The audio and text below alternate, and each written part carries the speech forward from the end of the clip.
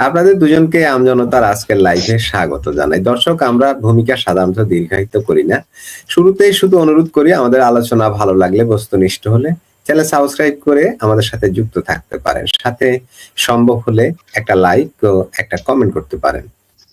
Doctor ইউনূসের আমলে বলেছিল তার সময় ঈদ করবে বার্মাতে গিয়ে বা মিয়ানমারে গিয়ে, সেটা করেনি, বরং যখন তিনি ডায়লগ দেন সেই 1 মাসের ভিতরে আরো 1 লাখ থেকে 1.5 লাখ রোহিঙ্গা বাংলাদেশে প্রবেশ করেছিল। শুধু তাই না, এই আইএমএ জাহেলিয়া আদম ব্যাপারে ইউনূস সরকারের সময় 70,000 রোহিঙ্গাকে বাংলাদেশে পাসপোর্ট দেওয়া হয়েছে, যা পৃথিবীর ইতিহাসে কোনোদিন ঘটে নাই। যে অন্য দেশের নাগরিকদের পাসপোর্ট দেয়, তাও সরকার আবার এর পক্ষে থাকে, তা অন্য দেশের প্রেসারে। ধরেন ভারতের কথায় যদি 5,000 রোহিঙ্গাকে পাসপোর্ট দিত, তাহলে তো বাংলাদেশে কিয়ামত হয়ে যেত। সৌদি আরবের প্রেসারে 70,000 মানুষকে প্রকাশ্য স্বীকার করেই 70,000 রোহিঙ্গাকে পাসপোর্ট দিয়েছে। তাহলে স্বীকার না করে কতজনকে দিয়েছে? এই প্রশ্নটাই তার চেয়ে বড় কথা। অথচ পাকিস্তানে 75 বছর যাবৎ বাঙালিরা রয়েছে, আজ পর্যন্ত তারা আইডি কার্ড পায় নাই, তারা ক্যাম্পে থাকে। এই হচ্ছে পাকিস্তান আর বাংলাদেশের রাজনীতির ফারাক। তো ডক্টর ইউনূসের তো আদম ব্যাপারে লাইসেন্স তো এমনি করে নাই। ডক্টর ইউনূস তো কেন চাইবে? ডক্টর ইউনূস চাইবে বাংলাদেশে ঝামেলা বাড়ুক, 70,000 রোহিঙ্গাকে যদি পাসপোর্ট দেয়, পরে যদি আরো 70,000 দেখলে সব আদম ব্যাপারে ইউনূসই পার করবে এদের। এটা তো তার ব্যবসার অংশ, সে তো চাইবে না। আর তার সেই মুরদ আছে, তার সেই ইচ্ছা ছিল না, কোনোভাবে তার সেই ইচ্ছা ছিল না রোহিঙ্গারা দেশ থেকে যাক। কারণ এনজিওর ব্যবসা তো যত দেশে গরিব থাকবে, যত উদ্বাস্তু থাকবে, ততই তো ব্যবসা। তো ডক্টর ইউনূস কেন চাইবে? আর এগুলো হচ্ছে বাংলাদেশকে নিয়ে তারা বুঝতে পেরেছিল, বার্মা বুঝতে পেরেছিল যে রোহিঙ্গাদের যদি একবার তাদের কিক আউট করা যায় বাংলাদেশের সীমা দেখলে একটা বার ফিরে আসবে না। আপনি রোহিঙ্গাদের বলেন ফিরে যেতে, একটাও ফিরে যাবে না, কোনো দিনই তারা যাবে না। তাদের যদি আমেরিকা সরাসরি নিয়ে বসায় দেয়, তারপরও রোহিঙ্গারা ওই দেশে যাবে না, আপনি লিখে রাখতে পারেন। চায়না এবং বার্মা খুব কৌশলে কাজটা করেছে। সেখানে কারা বিনিয়োগ করেছে? রাশিয়া, সৌদি আরব, জাপান, এরা বিনিয়োগ করেছে সেখানে। এটা বাংলাদেশের মানুষরা জানেই না, বিনিয়োগ করেছে। যাই হোক, এই রোহিঙ্গাদের নিয়ে আর কি বলবো। সবচেয়ে দুঃখজনক যে রোহিঙ্গারা হচ্ছে আমাদের দেশের জন্য বিপজ্জনক, মুক্তিযুদ্ধের জন্য বিপজ্জনক, এবং এরা চরম মৌলবাদী। এরা আমাদের দেশের জন্য চরম হুমকি। বাংলাদেশের স্বাধীনতা বিরোধীরা যেমন হুমকি, তার সাথে বেশি হুমকি এই রোহিঙ্গারা বাংলাদেশের মুক্তিযুদ্ধের জন্য। এটা আমাদের জন্য বিপদ বয়ে আনবে। আর এরা পারবে না, এই সরকার তো, মুসলেকা সরকার তো আরো পারবে না। মাথাটা ইয়ে করেন, যখন তার বাগরাম ঘাটি চাইছে, এর 5-6 দিন পরে আইসে পড়ছে ইন্ডিয়াতে, আইসে পররাষ্ট্রমন্ত্রী, এবং এর আগে না করছে যে আমরা এটা কোনো অবস্থাতে দিব না। এই যে জিনিসটা, এই জিনিসটাই হলো আপনার।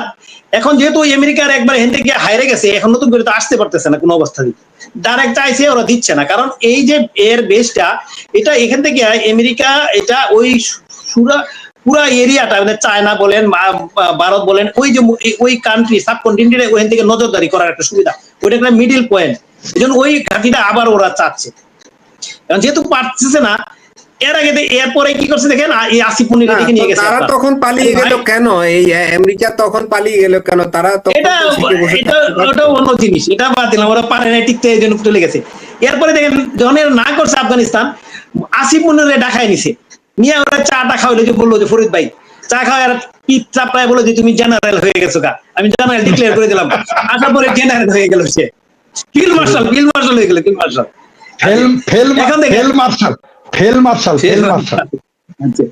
এখন দেখেন মূল জিনিসটা দেখছি গিয়ে, যেখানে একটা দেশের প্রেসিডেন্ট বা প্রধানমন্ত্রী, তার সাথে তার যোগাযোগ হওয়ার কথা। পাকিস্তানের প্রধানমন্ত্রীকে নওয়াজ শরীফ, যদিও তার ক্ষমতা নাই, ওটা কি মানে কি বলে, ওটা হলো মনে করেন যে কি বলে, ক্ষমতালেস, তারা কিছু বলে নাই। তারা যেখানে ঢাকায় নিয়ে যাওয়ার কথা, শাহবাজ শরীফ প্রধানমন্ত্রী এখন শাহবাজ শরীফ,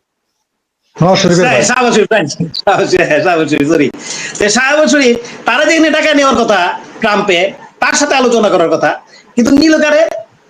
আপনি কি দেখছেন ট্রাম্প কোনদিন বা কোন বিশ্বের, এই যে আমেরিকান প্রেসিডেন্ট বা অন্যান্য যে ফ্রান্স বলেন বা রাশিয়া বলেন, ওরা কোন দেশের সেনা প্রধানের সাথে বৈঠক করতে দেখছেন? আপনি পাইছেন? ওই যে বড় বড় যারা আছে, কোনোদিনই না। তারা লোক প্রেসিডেন্ট বা প্রধানমন্ত্রী ওদের সাথে যোগাযোগ করে, ওদের সাথে করে দেখা দেয়, কিন্তু এই সেনা প্রধানের সাথে দেখা নাই। আপনার যেখানে ওই শাহবাজ শরীফ যাওয়ার কথা, তার বাদ দেওয়া গেল হলো আসিফ মুনির, ঢাকায় নিয়ে বলতো যে তুমি, তোমার এই অ্যাসাইনমেন্ট দিলাম কিনা, যে তুমি ওই জিনিসটা তুমি ইয়া করো, উদ্ধার করে দাও আমারে। এর থেকে আইসা শুরু করে দিয়েছে আফগানিস্তানের সাথে গ্যাঞ্জাম শুরু করে দিয়েছে। আমি কিন্তু ওই জিনিস ওই দিন কিছুদিন আগে এটা ভালো করে আপনি ব্যাখ্যা করেছিলাম যে মূল জিনিসটা হলো ওইটা, যেহেতু এটা বাগরাম ঘাঁটি দিতে চাচ্ছে না, ওই জন্যই আফগানিস্তানকে ওই পাকিস্তান দিয়ে আক্রমণ করাইতেছে। এখন আপনি যে এই যে গত রাত্রে যে ঘটনা, এই যে রোজার দিন, এই এতদিন বলছে যে তারা সীমান্তে নাকি ওই সন্ত্রাসীরা তাদের পাকিস্তানে এসে আক্রমণ করে, ওই জন্য। তো এখানে তো কাবুলে আক্রমণ করছে, এটা তো সীমান্তে না, সীমান্তের অনেক দূরে। তো ওখানে একটা আপনার হাসপাতালে আক্রমণ করলো, 400 লোক মারা গেল, 250, এটা সংবাদটা আমিও পড়ছি, 250 আহত বা আরো বেশি আহত হয়েছে, অনেক চিকিৎসক মারা গেছে। তো এটা কোন ধরনের বর্বরতা? আমি তো সবসময় বলি এই জন্যই পাকিস্তানের বর্বর একটা জাতি। পাকিস্তান আমাদের দেশে যে বর্বরতা চালাইছে 1971 সালে, সেই বর্বরতা চালাচ্ছে এখন আফগানিস্তানকে। আরেকটা কথা আমি বলছিলাম যে আফগানিস্তানকে এই ধ্বংস হওয়ার পিছনে মূল কারিগর হলো পাকিস্তান। ওই যে আগের থেকে যদি যুদ্ধ করার কথা বলেন, ওই যে এই রাশিয়া যখন এখানে আসছিল, আরো ধরেন 40-50 বছর আগে যখন আফগানিস্তানে যখন আপনার হইলো, আপনার সামরিক অভিযান শুরু হইলো, রাশিয়া একবার করলো, ওইখান থেকে পাকিস্তানের সাথে জড়িত। পাকিস্তান সবসময় চায় যে আফগানিস্তান দুর্বল থাকুক। পাকিস্তান যদি দুর্বল থাকে তাহলে তারা মাতবরি করতে পারে। আফগানিস্তানকে ধ্বংসের পিছনে মূল কারিগর হলো পাকিস্তান। আমি আরেকটা কথা বলছি যে দেখেন আপনি, আমাদের জীবনে না কোনোদিনই আফগানিস্তানের সাথে পাকিস্তানের কোনোদিন ভালো সম্পর্ক হবে না, কারণ তারা জানছে, তারা বুঝতে পারছে যে আফগানিস্তানকে কিভাবে যে পাকিস্তান ধ্বংস করছে টেকনিক্যালি, এটা আফগানিস্তান বুঝতে পারছে। এই জন্য আফগানিস্তান এখন আর পাকিস্তানের সাথে আর তাদের সম্পর্ক রাখতে চায় না এবং রাখবেও না। ইভেন আরেকটা জিনিস হবে, দেখেন আপনি, এই যে আক্রমণগুলি করলো না, তাদের হয়তো এয়ার স্ট্রাইক এদের দুর্বল, কারণ না ওদের তো অনেক যুদ্ধগ্রস্ত দেশ, আফগানিস্তান অনেক কিছুই নাই, গরিব বলতে পারেন, খুবই দুর্ভিক্ষ অবস্থা থাকে, তাদের এই অস্ত্র নাই। তবে একটা জিনিস আপনি মনে করেন, আপনি দেখেন, আমি আরেকদিন বলছি, এটা স্থল যুদ্ধ যেদিন শুরু হবে সেদিন বুঝবে যে পাকিস্তান, বুঝবে যে আফগানিস্তান কি জিনিস। স্থল যুদ্ধ আপনি শুরু হবে, স্থল যুদ্ধ, কারণ কিন্তু আফগানিস্তান এই স্থল যুদ্ধ করে অভ্যস্ত, কারণ আমেরিকাকে কিন্তু হারাইছে কিন্তু স্থল যুদ্ধ করিয়া, ওই ইয়াতে হারায় নাই, বিমান যুদ্ধ করে হারায় নাই আমেরিকা যে আপনি এখান থেকে চলে গেছে, এটা স্থল যুদ্ধের আক্রমণের কারণে ওরা চলে গেছে। এখন আপনি দেখবেন, আপনি পাকিস্তানের যেদিন থেকে মনে করে শুরু হবে আপনার স্থল আক্রমণ শুরু হবে আফগানিস্তান, সেদিন থেকে পাকিস্তান বুঝে আফগানিস্তান কি জিনিস। এবং আরেকটা জিনিস দেখে, এই যে ফরিদ বাবু না যে 10 বছর, হ্যাঁ 10 বছর টিকে কি সন্দেহ আছে, 10 বছর আগে পাকিস্তান খন্ড বিখণ্ড হয়ে যাবে। এবং এটা এই আফগানিস্তানকে যেভাবে করতেছে, বিরক্ত করতেছে, তাদেরকে যেভাবে ধ্বংস করতেছে, তাদের সাধারণ মানুষের হত্যা করতেছে, এরাই দেখবেন আপনি ওই যে বালুচিস্তান আছে না এবং খাইবার পাখতুনখোয়া আছে, ওদের সাথে গিয়ে ডাইরেক্ট মিল দিবে, দিয়ে দেখবেন আপনি ওই যে নাম শুরু হবে, আপনার এই গৃহযুদ্ধ যেটা শুরু হয়েছে না, ওই গৃহযুদ্ধ শুরু হবে এবং পাকিস্তানে এই জন খন্ড বিখণ্ড হবে। এখন আরেকটা জিনিস, যে মুসলিম আমাদের দেশে যে মামুনুল হক সাহেব, তো আসলে ওইটা এই প্রশ্নটা করা উচিত হলো মামুনুল হক সাহেবকে, আমাদেরকে না। ওই মামুনুল হক সাহেব আছে না, ওই কিছুদিন আফগানিস্তান ঘুরে আসলো, ওরা তো পাকিস্তানে পেয়ারা খালু, তো ওরাকে জিজ্ঞাসা করেছিল তোর যে খালুরা এখন কেন তোর ভাইদের উপর আক্রমণ করছে, তো মুসলিম। এই যেটা আপনি বলছিল, আমরা যে চেষ্টা করছিলাম আমাদের দেশে কিন্তু এই একটা বিশৃঙ্খলা তৈরি করার চেষ্টা করছিল, কিন্তু এই বিশৃঙ্খলা আমাদের উপরে চাপাই দিয়েছিল ওই যে ইন্ডিয়ার সাথে একটা পেস্ট লাগানোর জন্য। তা আমি একটা সবসময় কথাটা বলতাম যে ইন্ডিয়া আমাদের উপর আক্রমণ করবে না, কারণ ওরা ঠান্ডা মাথার মানুষ, ওরা খুব ঠান্ডা মাথায় খেলবে, এই কাজ ওরা করবে না। দেখেন আসলে আমাদের এই কাজটা ইন্ডিয়া করতে হয়েছে না, আমাদের দেশ এমনি কিন্তু স্বাভাবিকতায় আসতেছে। তা পাকিস্তান কিন্তু যতদিন আছে, পাকিস্তান নামক দেশটা যতদিন থাকবে ততদিন পর আমরা অভিজ্ঞতা থাকবো, কারণ আমাদেরকে ওই যে ওদের তো ওরা যত সন্তান এই দেশে রয়ে গেছে আমাদের দেশে, ওরা তো সবসময় পাকিস্তানের গান গাবে। দেখেন না গতকালকে না পরশুদিন ক্রিকেট খেলার সময় আমি আশ্চর্য হইলাম, কয়েকজন, একটা ছিল দাড়িওয়ালা, ট্রেন লম্বা দাড়ি, সে বলছে নামাজ পড়তে নাকি সমস্যা হয়, ওই জন্য বাংলাদেশের জার্সি পরে নাই, কারণ জার্সির মধ্যে বাঘের ছবি আসে আর পাকিস্তানের ছবি ইয়ার মধ্যে। আরে ভাই তুই ইয়া করতে বাংলাদেশি জার্সি, তুই নামাজ পড়ার সময় জার্সি উল্টায় নিতে, মানে মূল ঘটনা নাকি আসলে ওরা হলো পাকিস্তানি বীজ।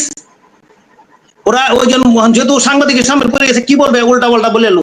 আরো কয়েকটা ছেলে পাইছি কয় আমি পাকিস্তানে ওরকম ক্রিকেট খেলকে ভালোবাসি, এই জন্য আমি পাকিস্তানে সাপোর্ট করি। আরে ভাই বাংলাদেশের সাথে একটু ইন্ডিয়ার সাথে বা শ্রীলঙ্কা অস্ট্রেলিয়ার সাথে খেলা হতো, তাহলে তুই কথা বলতে পারতি। এই জন্য আমিও একটা জিনিস, আমি একসময় ক্রিকেটের প্রেমী ছিলাম, আমি সাইদ আনোয়ার, ওয়াসিম আকরাম, ওয়াকার ইউনুস, ইমরান খান, তাদের খুবই ভক্ত ছিলাম, ওয়াকার ইউনুস, সাইদ আনোয়ার, এদের খেলা দেখার জন্য আমি খুবই পাগল ছিলাম। আমি 10 মাইল দূরে ওই খেলা দেখছি। তা আমি যখন আমাদের দেশে যখন খেলা হয়েছে আমাদের দেশে, তখন তো আর আমাদের দেশের সময় তো ক্রিকেট ভালো ছিল না, এরপরও আমি কিন্তু পাকিস্তানকে সাপোর্ট করি নাই। তার মানে কি আমাদের দেশে এখন কিছু লোক রয়ে গেছে গা। যতদিন পর্যন্ত পাকিস্তান পণ্ড বিকন্ড না হবে ততদিন পর আমরাও রিক্সে থাকবো। আর আফগানিস্তান মনে করেন যে আছেই। আফগানিস্তান আজকে থেকে বলে দিলাম, আমি আরো আগের দিন বলছি, আফগানিস্তানের সাথে পাকিস্তানের কোনোদিনই আর সুসম্পর্ক হবে না। কারণ আফগানিস্তানকে এই ধ্বংস করার পিছনে মূল কারিগর পাকিস্তান, যেটা আমাদেরকে শুরু করা হয়েছে ছিল গত ইউনূস সরকারের আমলে। আমাদের দেশের মানুষের ভাগ্য ভালো, এর থেকে আমরা মুক্তি পাইছি, আল্লাহ আমাদেরকে মুক্তি দিচ্ছে। জি না, আমরাও লাইভ শেষ করে দেব, কারণ 1 ঘন্টার বেশি হয়ে গেছে। ফরিদ ভাই, রফিক ভাই সময় দিয়েছেন, আপনাদের দুজনের প্রতি আমরা অনেক অনেক কৃতজ্ঞ, এবং অনেক দর্শক যারা এতক্ষণ আমাদেরকে দেখলেন, সাবস্ক্রাইব করেছেন, লাইক কমেন্ট শেয়ার করেছেন, আপনাদের প্রতি প্রীতি ও ভালোবাসা। দর্শক, দেখা হবে পরবর্তী লাইভে।